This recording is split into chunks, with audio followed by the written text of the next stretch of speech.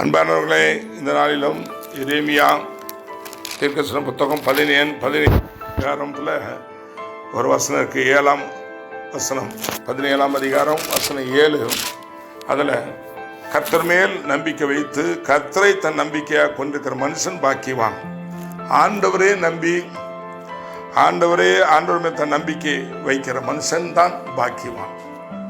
பாருங்க, யார் மேல் நம்ம நம்பிக்கை வச்சிருக்கிறோம் என்பது மிக முக்கியம். நம்முடைய வாழ்க்கையில் எல்லாரையும் நான் நம்பாமல் இருக்க முடியாது.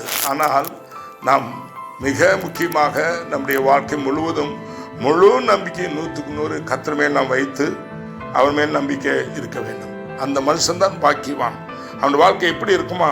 அடுத்த வசனத்தில் இருக்கு, அவன் தண்ணீரிலே நாட்டப்பட்டதும் கால்வாய் ஓரமாய் தன் வேர்களை விடுகிறதும் உஷ்ணம் வருகிறது கண்டு காணாமல் இலை பச்சையா இருக்கிறதும் மழை தாழ்ச்சியான வருஷத்தில் கூட வருத்தமின்றி தப்பாமல் கனி கொடுக்கிறதுமான மரத்தை போல இருப்பான்.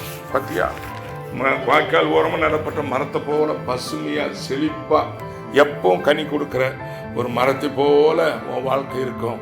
யாருடைய வாழ்க்கை அப்படி இருக்கும்? கர்த்தர் மேல் தன் நம்பிக்கை வைக்கிற மனுஷன் பாக்கியவான். நாங்கள் நம்பிக்கை இன்றைக்கு கர்த்தர் மேல் உங்க நம்பிக்கை இருக்கட்டும். உங்க வாழ்க்கையில் ஒரு குறை வராது, தாழ்ச்சி வராது.